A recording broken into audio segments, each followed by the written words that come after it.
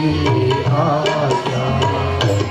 इस जग से होए उदासा, इस जग से होए उदासा, इस जग से होए उदासा, इस जग से होए उदासा। हरि चरणन की आशा, हर मन हरि चरणन की आशा।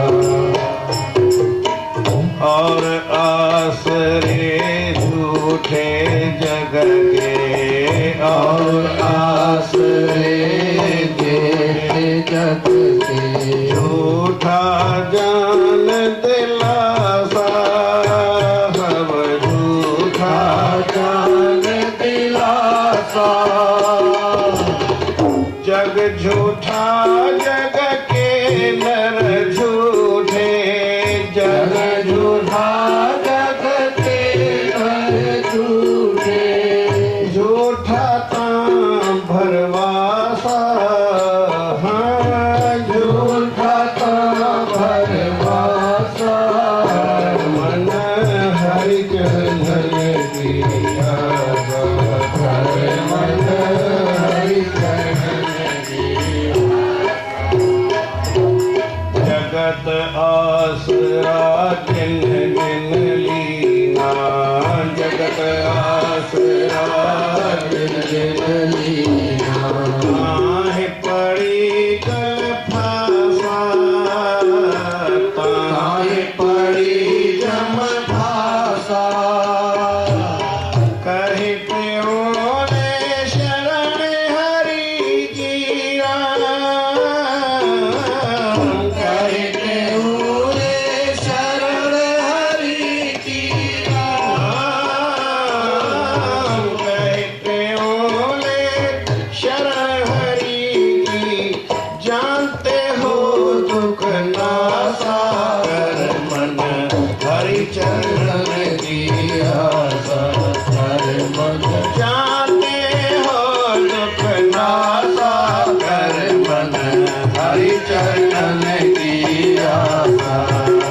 इस जग से होए उदासा, इस जग से होए उदासा, इस जग से होए उदासा। कर मन हरि चरण की आशा। इस जग से होए उदासा, कर मन हरि चरणन की आशा।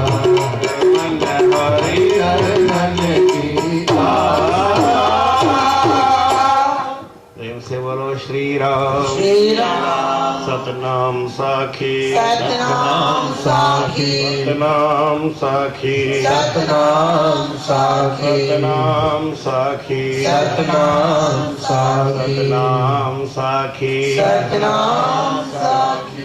परम आदरणीय सदगुरु महाराज उनके स्वरूप में, उनके स्वरूप में बैठे हुए पूजनीय योग हमारे संत महात्मा एवं गुणीजन मंडल और सतगुरुदेव के स्वरूप में बैठी हुई सतगुरुदेव की प्यारी भागों वाली साथ संगत, प्रेम से बोलो श्री राम। श्री राम। जीवन में परमात्मा के चरणों को छोड़कर इस जीव को कहीं भी संसार में सुख मिलने वाला नहीं है। प्रेम से बोलो श्री राम। श्री राम। भगवत शरण में ही सुख है, इसके सिवा सारे संसार में कहीं सुख नहीं है। गुरु महाराज कहते हैं, कर मन हर शरणन की आशा। रे मन, तू और किसी की आशा मत कर, और किसी की तरफ देखने की जरूरत नहीं है, और किसी की तरफ जाने की जरूरत नहीं है।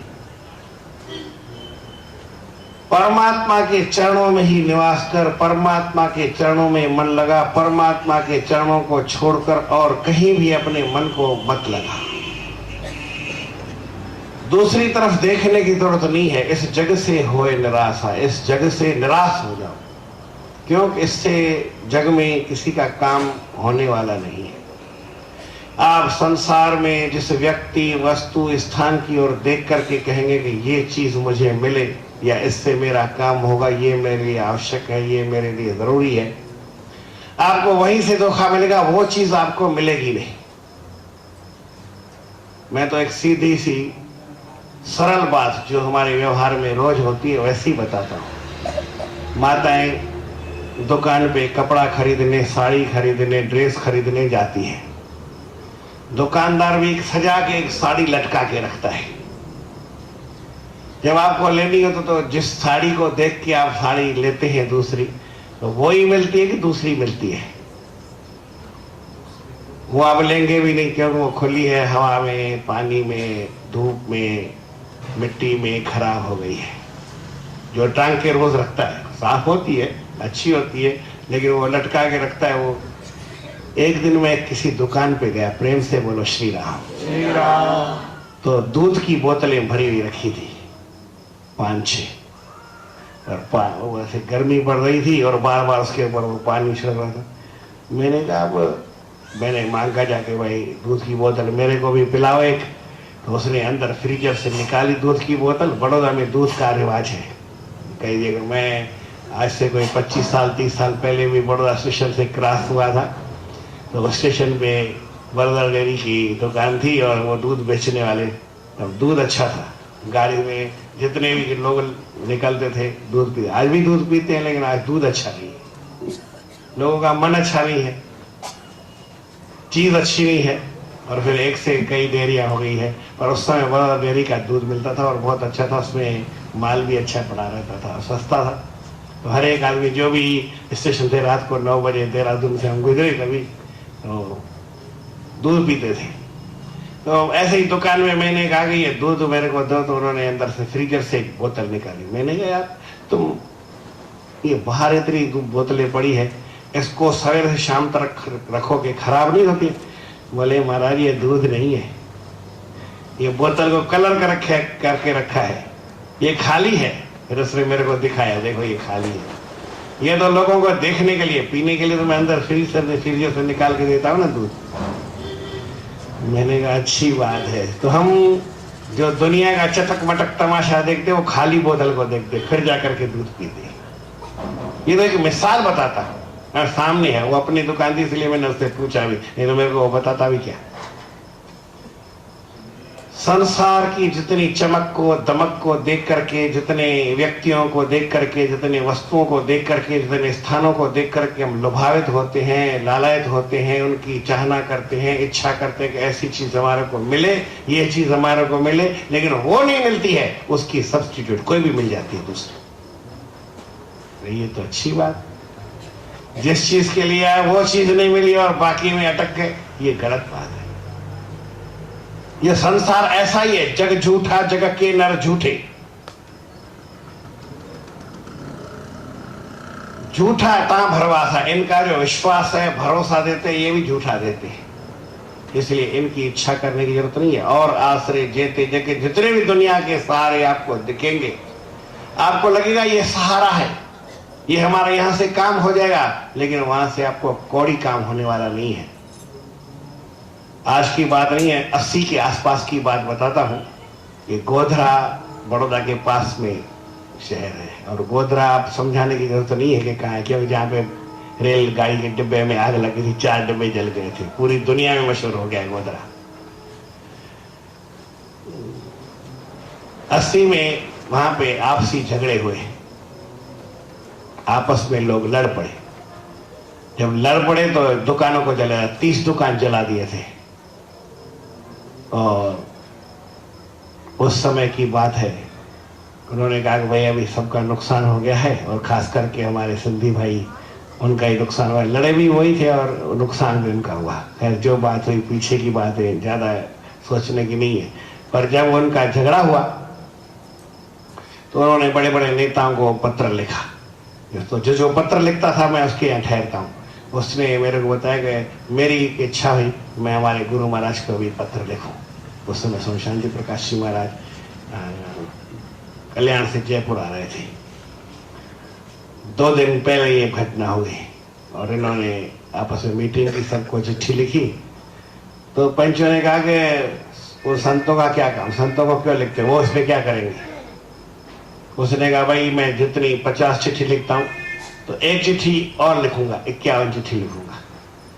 इसका खर्चा मैं देता हूं 5 रुपया, बाकी तो तुम 50 भेजते ही हो।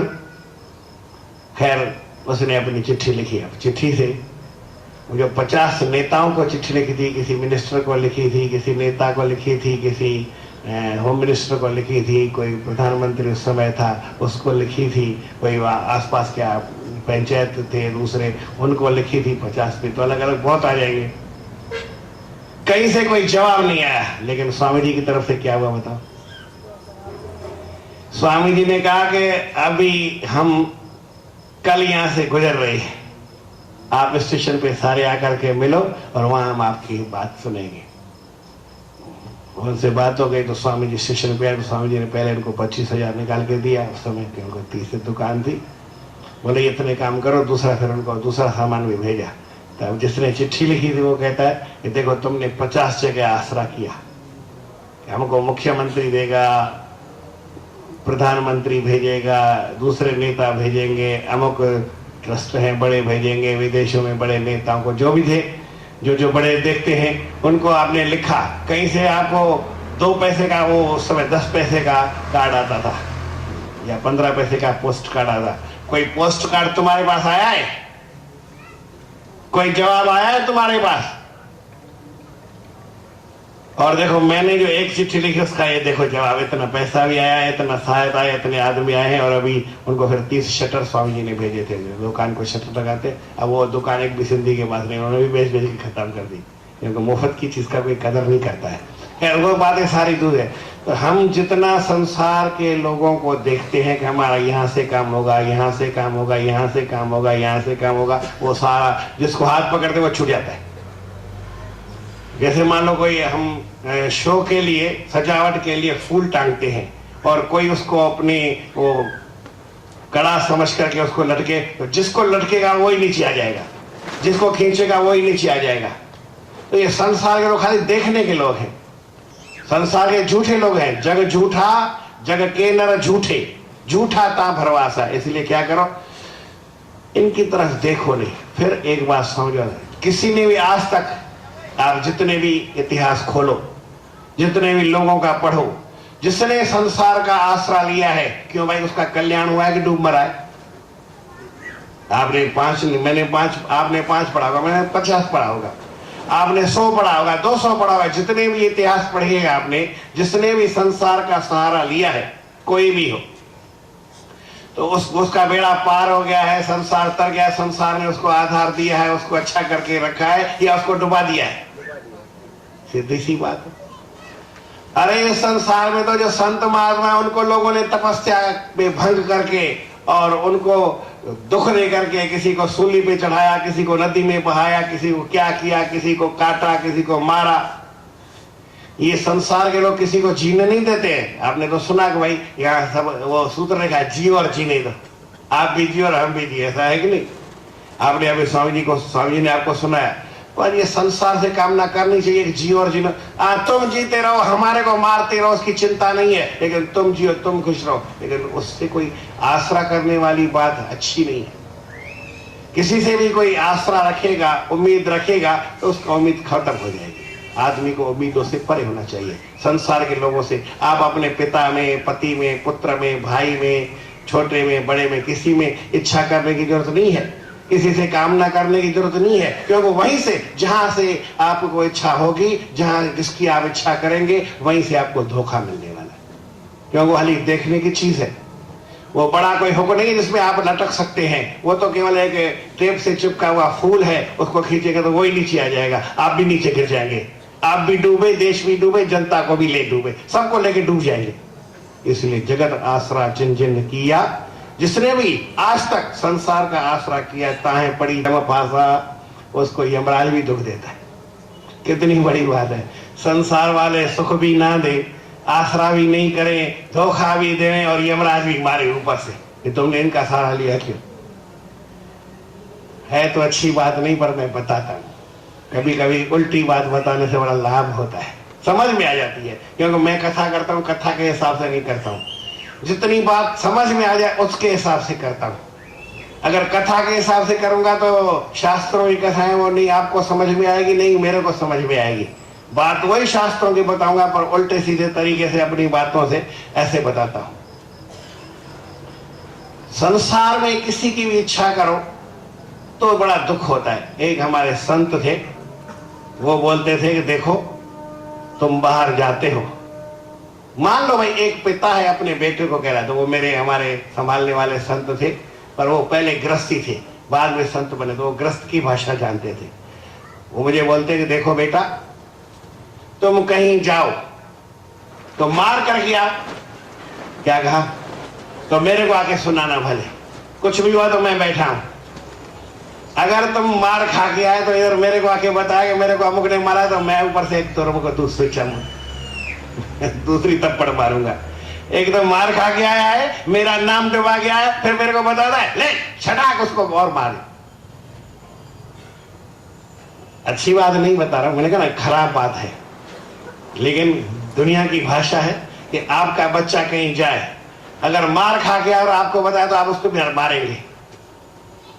ऐसा करते नहीं, लेकिन उसने मेरे को कहा। और इसका उल्टा, अगर तुम किसी को मार के आते हो, किसी को धोखा दे करके आते हो और तुम्हारी जीत हो गई, आके बताया, तो मैं कहूँ शाबाश बेटा कितना पहलवान है। तो इस संसार में जो कोई आसरा किसी का लेता है तो संसार वाले तो उसको धोखा देंगे, वो मार पड़ेगी उसको, और ऊपर से भगवान भी वैसे थप्पड़ मारेगा, साले तूने ऐसा किया है। संसार का आसरा लिया और मार खा के फिर आके मेरे को बताता है और उसको नरक में गिरेगा। बात उल्टी बताता हूं, पता नहीं कैसे, मेरे को भी जोड़ना आता नहीं, ऐसे ही जोड़ दिया मैंने, पर है बात सच्ची। जगत आसरा जिन जिन लिया ताए पड़ी जम फांसा, ये तो हमारे गुरु महाराज लिख रहे हैं, मैं इस लाइन का अर्थ बता रहा।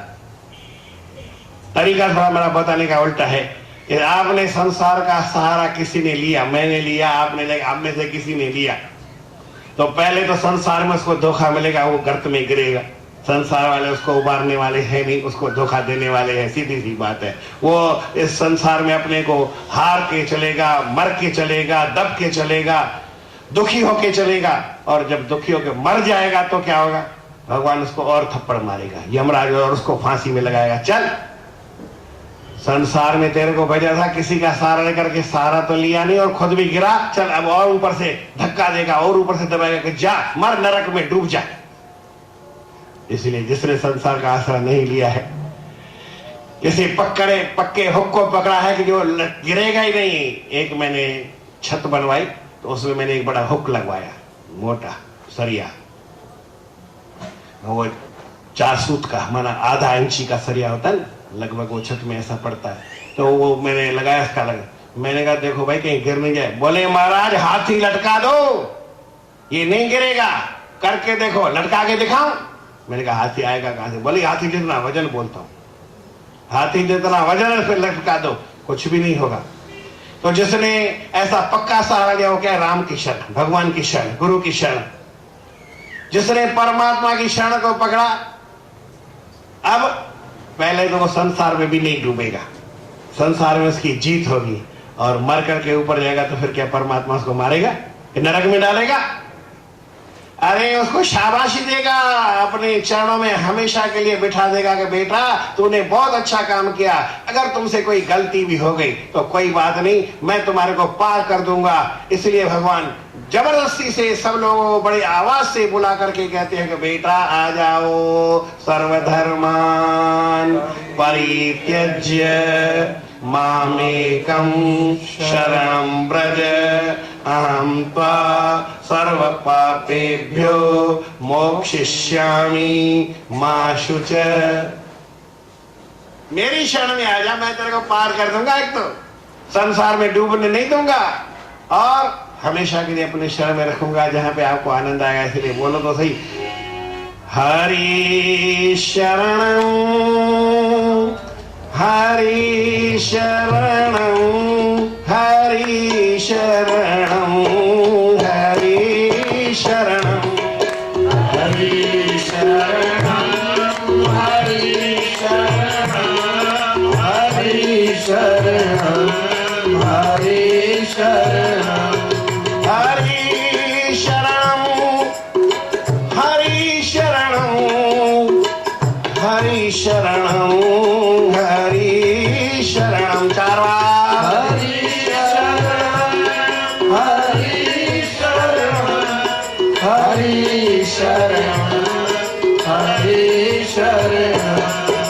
श्री कृष्ण शरणम मम, श्री कृष्ण शरणम मम, श्री कृष्ण शरणम मम, श्री कृष्ण शरणम मम। चार बार श्री कृष्ण शरणम मम, श्री कृष्ण शरणम मम, श्री कृष्ण शरणम मम, श्री कृष्ण शरणम। चार बार श्री कृष्ण शरणम मम, श्री कृष्ण शरणम मम, श्री कृष्ण शरणम मम, श्री कृष्ण शरणम मम। श्री कृष्ण शरणम मम, श्री कृष्ण शरणम मम, श्री कृष्ण शरणम मम, श्री कृष्ण शरणम मम। गुरु शरणं, गुरु शरणं, गुरु शरणं, गुरु शरणं। गुरु शरणम, गुरु शरणम, गुरु शरणम, गुरु शरणम। यही बात है। हमारे गुरु महाराज कहते हैं कि भाई कहे त्यों ले शरण राम की, हरि की। इससे क्या होगा जानते हो? दुख नासा, आपके सारे दुख दूर हो जाएंगे, कोई दुख आपके पास बचेगा नहीं। भगवान कहते हैं कि अगर मेरी शरण में आने पर आपको कोई पाप लगा तो उस पाप का हिसाब मैं दूंगा, आपको देना नहीं पड़ेगा। आपके पापों का जिम्मेवार मैं हूं, आपकी गलतियों का जिम्मेवार मैं हूं। बोले ऐसा कभी हो सकता है? बोले हाँ, सुनो किया है। कब किया है? पुरानी बातें बहुत है। एक बात बताता हूं, प्रेम से बोलो श्री राम। भगवान राम अयोध्या में बैठे राज्य कर रहे हैं। राज्य में बिठाने के समय तो सारे ही आए, परंतु जब सारा उत्सव समाप्त हो गया, चले गए, तो विभीषण ने एक नियम लगा लिया, तो मैं रोज सवेरे उठ करके भगवान का दर्शन करके और फिर जाके लंका का काम करूंगा। ये हर रामायण में बात नहीं लिखी है, अध्यात्म रामायण, आनंद रामायण में बात लिखी है। किसमें लिखी है? आनंद रामायण में लिखी है।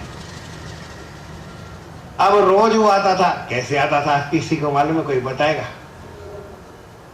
जिस विमान में राम जी आए थे अयोध्या, जो रावण के पास विमान था जिसमें सीता को चुरा के ले गया था, उस विमान का नाम क्या था जी? पुष्पक विमान था। और उस पुष्पक विमान में रोज विभीषण चलता था, भगवान का दर्शन पूजन करके आशीर्वाद लेकर के अपने लंका में जाकर के राज कारोबार करता था। ऐसा हर एक व्यक्ति को करना चाहिए। कथाएं केवल सुनने के लिए सुना नहीं होती है, कुछ करने की बात होती है। आप अपने घर से दुकान पे जाओ तो जो घर में बड़ा है, माँ है, पिता है, और कोई बड़ा हो, उससे नमस्कार करके आशीर्वाद लेकर के जाओ। आपके घर में बच्चे हैं, उनको प्यार करके, आपकी पत्नी है उससे प्रेम से मिल करके जाओ, तो दुकान का धंधा ज्यादा होगा। और अपना पत्नी से थोड़ा सा झगड़ा करके और फिर जाके दुकान खोलो तो क्या होगा जी? लोग कहते महाराज धंधा ही नहीं होता है, मंदी पड़ गई है। बोले मंदी वंदी कुछ नहीं है, आपका रास्ता खराब हो गया है। आप स्त्री से झगड़ा करके जाते हैं, बच्चों से प्रेम करके नहीं जाते हैं, बच्चों का मुंह देख के नहीं जाते हैं। वो दुकान में, स्कूल में पहले चल जाते, आप सोते रहते हैं। इससे मैंने पूछा आप कितने बजे उठते हैं? तो बोलता है 9 बजे। मैंने कहा आपके बच्चे हैं? बोले महाराज 3 बच्चे हैं। मैंने कहा फिर आप सवेरे मिलते हैं आपसे? बोले महाराज मैं सोया रहता हूँ, वो 7 बजे स्कूल चले जाते हैं। मेरी घरवाली उठती है, उनको चाय नाश्ता बना के देती है, बाकी मैं तो सोया ही रहता हूँ। मैंने फिर आते कितने बजे हो घर पे? बोले रात को 10 बजे आता हूँ। फिर मैंने कहा बच्चे? बोले वो तो पहले ही सो जाते हैं। मैंने कहा बच्चे को देखते हो? बोले हाँ वो सोए रहते, मैं ऊपर से देखता हूँ आकर के। मैंने कहा जैसे मुर्दे का लाश करके मुंह दिखाते हैं ना, ऐसे देखते हो बच्चों को। उन्हें बोलता खराब हूँ, मेरी भाषा खराब है, मैं समझता हूं ऐसा नहीं बोलना चाहिए मुझे, परंतु हमारा जीवन ऐसा है तो क्या करें समझाने के लिए। ऐसा कोई होता है? ये तो छोटा शहर और जिनमें ऐसा यहां नहीं है, लेकिन बड़े शहरों की हालत बहुत खराब है। अपने बच्चे का नींद में सोए हुए का मुंह देखते हैं तो क्या जरूरत पड़ी है? लेकिन बच्चे ने तो आपका मुंह नहीं देखा ना, वो भी आपको सवेरे नींद में देख के हाँ भाई बाप सो रहा है, तो आप चद्दर मुंह पे डालते तो वो भी नहीं देखता है। अगर दुकान पे जाना है तो कम से कम अपने परिवार में प्रेम होगा तो आपका दुकान में धंधे में मन लगेगा, दुकान में धंधा अच्छा होगा। तो विभीषण ऐसा ही करता था। मैं बताता हूं, एक बच्चे से मैंने पूछा कि भाई तुम स्कूल में जाते हो? बोले हाँ। मैंने कहा माँ बाप को नमस्कार करके जाते हो? बोले नहीं। मैंने कहा यार तुमको विद्या कैसे आएगी, माँ बाप का आशीर्वाद नहीं लगेगा? बोले नहीं, हाँ हाँ हाँ मैं नमस्कार करके जाता हूँ। मैंने कहा कब? बोले जब इम्तिहान होता है, परीक्षा के दिनों में माँ को भी मत्था टेकता हूँ और पिता को भी मत्था टेकता हूँ। अच्छी बात है, क्यों टेकते हो? क्या जरूरत पड़ी है? जब इतना साल भर नहीं टेका तो इम्तिहान में क्यों टेकते हो? बोले इम्तिहान में पास होना है। एक छोटे बच्चे को मालूम है कि अगर मेरे को इम्तिहान में पास होना है तो अपने माँ से अपने पिता से आशीर्वाद लेके जाना पड़ेगा। लेकिन आपको जीवन में आज धंधा नहीं कर रहा है इसलिए नमस्कार करके नहीं जाना, आज हमारे को नुकसान खाना है इसलिए नमस्कार करके नहीं जाना। जिस दिन आप कहो कि आज हमारे को दुकान में अच्छा लाभ हो, उस समय भावना करके जाओ, बच्चों से प्रेम करके जाओ, माता पिता को नमस्कार करके जाओ और भगवान सत्यनारायण का कि आज जो कुछ धंधा होगा मैं आपकी पूजा करूंगा तो डबल मिलेगा। जिस दिन आपको धंधा करना हो और नहीं करना है तो सीधी बात है मेरे जैसे सो जाओ, बस बात खत्म। ये धंधा करना ही तो नमस्कार करने की जरूरत क्या है? कितनी दुनिया स्वार्थी और कितना असमझ है हमारे अंदर। हमारा जीवन पल पल की परीक्षा है। हमारा जीवन हमेशा उन्नतिमय हो, उन्नति हमारे जीवन में हो, उसके लिए एक ही काम करना है कि रोज हमको अपने बड़ों का आदर करना पड़ेगा, नमस्कार करना पड़ेगा, अन्यथा हमारा कुछ होने वाला नहीं है। प्रेम से बोलो श्री राम। मैं विभीषण की बात बता रहा था। आज विभीषण आया ही नहीं, रोज करता था लेकिन आज नहीं आया। राम जी बोले क्या बात है, रोज आज के नमस्कार करके जाता है, रोज आने वाला का तो ख्याल होता है, कभी कभी आने वाला का तो ठीक है, लेकिन जो रोज आता हो उसका तो मालूम पड़े भाई क्यों नहीं, क्या बात है। समय हो गया, समय देखते हैं। कहते हैं कि गुरु संत भगवान या किसी को याद करें, कैसे याद करें? रोज आने वाले को जरूर करेंगे, जो आएगा ही कभी कभी उसका तो ठीक आया है नहीं आया उसका ध्यान नहीं रहता है। हर एक को ऐसा होता है। भगवान को ख्याल हुआ क्यों नहीं आया, पता किया, बोले अच्छा क्या था कि जब विभीषण लंका से आता था तो भारत में आते ही एक ब्राह्मणों का गांव था, उस ब्राह्मण के गांव से उसका पुष्पक विमान गुजरता था। आज ब्राह्मणों सोचा कि ये विभीषण इसने बड़ा गलत काम किया है, अपने भाई को धोखा दिया, हमारे कुल को कलंक लगाया है। ब्राह्मण राक्षस कुल का था ठीक है, लेकिन वो ब्राह्मण कुल का था और ब्राह्मणों का होकर के इसने गलत काम किया है, जाके शत्रु से मिला है, अपने भाई को मरवाया है, ब्रह्म हत्या की है विभीषण ने। हम इसको छोड़ेंगे तो उनको पकड़ करके पुष्पक विमान से उतार करके उसको मारपीट करने के मार रहे थे। तो राम जी पहुंच के बोले ब्राह्मणों में हाथ जोड़ता हूं, ये विभीषण मेरी शरण में आया हुआ है, इसकी जितनी भी गलती है, जितने भी दोष हैं, जितने भी गुनाह है, वो सब मेरे ऊपर है। आप इस विभीषण को कृपा करके छोड़ दो और इसका जो भी हिसाब किताब है वो मेरे से, आपको मारना है तो मुझे मारो, मैं आपके ऊपर हथियार नहीं चलाऊंगा, कुछ बोलूंगा नहीं, परंतु ये मेरी शरण में है। मेरे शरण में जो आता है उसका आइडिया है कि उसकी सारी बातें मैं अपने ऊपर ले लेता हूं। सक्रदेव प्रपन्नाय तवास्मि तिथे याचते अभयम सर्वभूतेभ्यो ददामि तद्व्रतम मम। मेरी ये प्रतिज्ञा कि मैं इसको अभय कर दिया मैंने इसको। अब इसकी जो भी गलती इसने किया है मैं मानता हूं, जो भी गलती की है, रावण को मारा मैंने मारा, मुझे सजा दो, पर मैं आपको हाथ जोड़ता हूं, मैं आपकी प्रार्थना करता हूं कि आप इस विभीषण को छोड़ दो। ब्राह्मणों ने देखा कि राम तुम इतने महान हो, ऐसी हालत में भी तुम हमसे लड़ते नहीं हो, हमको कहा नहीं और हमसे माफी मांगते हो, तुम्हारी ये नम्रता देख करके, मर्यादा देख करके हम तुमको भी माफ कर देते हैं और विभीषण को भी माफ करते ले जाओ। फिर विभीषण अपने काम में लगे। मेरे कहने का मतलब, आप किसी की शरण लेंगे, किसी का आसरा लेंगे, किसी के ऊपर भरोसा रखेंगे और वो सहारा टूट जाएगा। हनुमान जी जब लंका में जा रहे थे, जय ही गिर पांव दियो हनुमंता, चले उसोगा पाताल तुरंता।